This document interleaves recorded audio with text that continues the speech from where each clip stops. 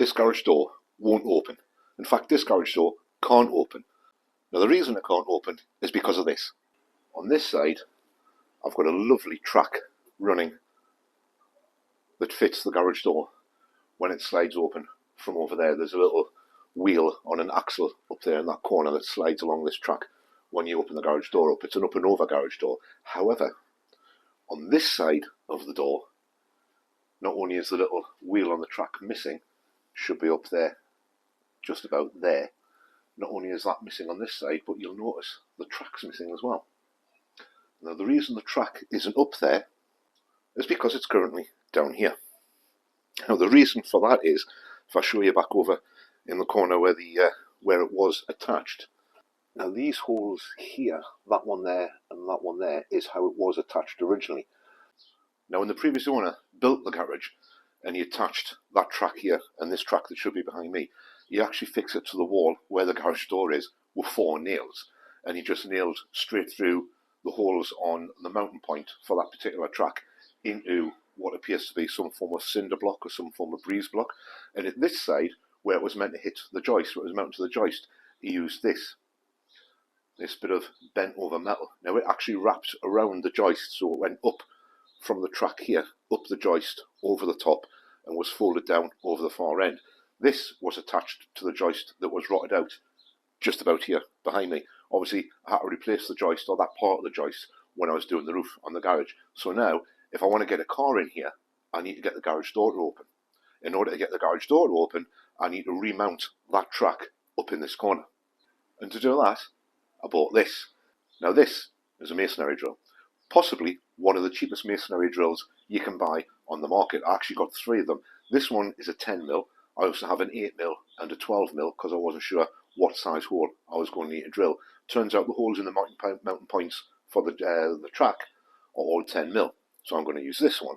My idea being that I'm going to drill all the way through there, straight through the brickwork into the outside of the garage, and then I'll put a bit of threaded bar through, nut on this on the bit outside with a bit of a washer or a plate to strengthen it, and a nut on this side, and that will hold it in place. Obviously I've got to do 2 of them. There's that one there and there's that one there. Now I have no idea whether this is going to work or not, or whether it's actually going to vibrate and break all that cinder block, and I'm not going to use it at all. If it all goes pear-shaped and that doesn't work, I can maybe hammer a bit of wooden block in there, and I can work that in somehow and strengthen that and use the wood to actually drill through and connect the track to it. But for now, I've got probably the biggest drill ever, and let's see if this works. Now I'm only going to be drilling slowly because, like I said, I don't want to fly through the cinder block or breeze block or whatever it is, and I don't want to crack it and take the corner off. So let's see how far through we can get.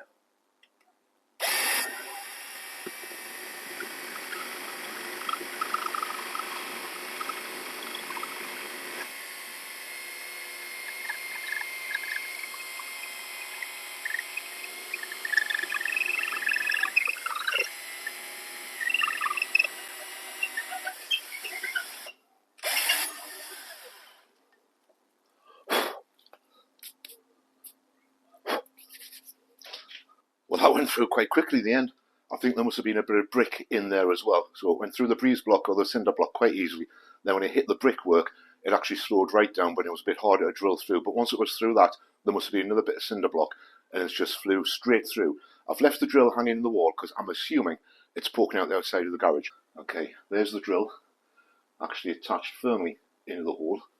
So I just need to now knob outside and see if it's poking out the other side of the garage wall. And as you can see, it most certainly is poking out the wall. That's absolutely perfect. It hasn't even done that much damage on this side. So now with the drill out of the way, will this threaded bar slide straight through? Yes, it will. Perfect. So all I've got to do now is hang the track on there, and I'll put the little wheel in on the axle. Actually, I've got that sitting just here on the shelf. It's literally just a bit of tubing with a wheel with a set of bearings on it. So I'll mount that into that hole, into the track. I'll get the track mounted up there, and then we'll be able to see if we can get it level. It should pretty much be level. at the front because they're the same holes that it was using originally.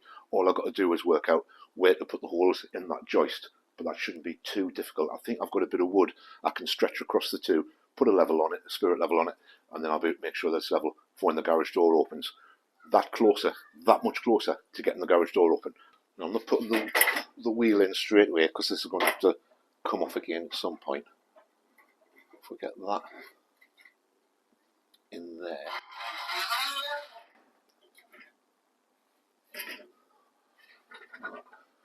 Should drop down onto there. Now that that's hanging in place, that's going to have to go about there, I think. So that's going to go about there. Now I think that's too high. If we look at the other side, it's actually, I don't know, you can't really see there because the light's coming in through the door, but it's got a little bit of a support on it, and that's hanging down quite low. So we're definitely going to need the support to go back on there, but it certainly fits the length from that side over there to this joist. So the joist hasn't moved at all, but we need this to be maybe down to about that far away. Here's a better look. So he's got that support running up there, that comes all the way down and then attaches to the arm around about on the back of there with that screw headed bolt that's gone on there. Ignore this, that's just a separate bit that was used to hold the garage open because there's no springs on the garage door. But I think what I'll have to do is I'll measure that, because that looks as though it goes right up to the top of that joist and possibly over the top, and is just visible on that side. But I can measure that, and then that should give us what we'll need to get the support amount, the space right, so it drops down level. Obviously I'll still put a bit of wood across the two and use the spirit level for it. Now just quickly going back to these drill bits, you might be wondering, why on earth did you pay a little over £5 for 3 masonry drill bits that are approximately 2 foot long? Why would you do that? Well, the truth is, I didn't know how it was going to work or not. I didn't want to spend upwards of £30 or £40. I could have spent an awful lot more than that. When I was looking at them through eBay, these 3 came off eBay. Now I could have spent, as I was saying, a whole lot more than a £5 on just one drill bit, but it's not something I'm ever going to use again. I have no need for a masonry drill bit this size, or even 3 of them this length. The sole purpose for buying the drill bits, as cheap as I did, was because I only wanted to drill 2 holes with them. Those 2 over there. The ones I don't have to drill in the joist behind me, obviously the joist's made of wood. I have plenty of drill bits I can get through the wood with.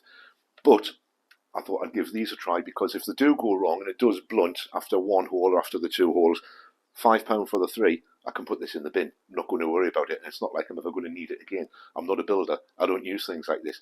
But it has come in really handy. Now, I'm not going to name the eBay seller that came from, because it's not sponsored. I just bought them out my own money simply to drill 2 holes in the wall. And it certainly looks as though it's going to work perfectly when I get the second one in. Now, I need to nip out and get some M10 nuts to go on the end of there, because in all honesty, typical YouTube fashion, the one thing I did forget about was to have any nuts lying around, so I could put them on the end of that threaded bar when I put it through. And obviously I'm going to have to cut the threaded bar down to make it fit all the way through, and I can get 2 lengths out of that, and that will mount it on the wall securely. Then I can do all the measuring, and we can get the rack on it this side properly, with a proper gap between that joist and where the track is. And then once this area is cleaned out here, and I've got all the rubbish taken off the garage door that stuck to it over the time of doing the roof, I'll have a garage door that opens, which means I can get a car in here. If nothing else though, it at least proves that every now and then it is worth buying cheap tools, especially if you know you're only going to use them a couple of times and you don't need them any longer after that. Hopefully you've enjoyed watching this video. If you have, caress the like button on the way out. Consider subscribing to the channel for more stuff like this, now the weather's getting so much better. First time we've been in the garage in a long time without having the benefit of having to wear a jacket or something warm. Now the weather's actually picking up. Now, as we mentioned in rotten joists and putting roofs on and replacing this and replacing that a few minutes ago, if you haven't already seen them and you're not quite sure why I'm having to remount the track on the garage door, there's a whole playlist on the channel with regards to why I'm in the position I'm in with the roof, with the garage rather, and what I had to do with the roof. If you haven't seen any of those, I'll leave a link to them up here in the corner. I strongly suggest you go and watch those if you haven't seen them already, and then you'll be able to catch up with everything as to where we are now with the garage. Thank you very much for watching what you have watched, for commenting, for liking, and also subscribing to the channel. And I'll see you in the next video. Bye for now.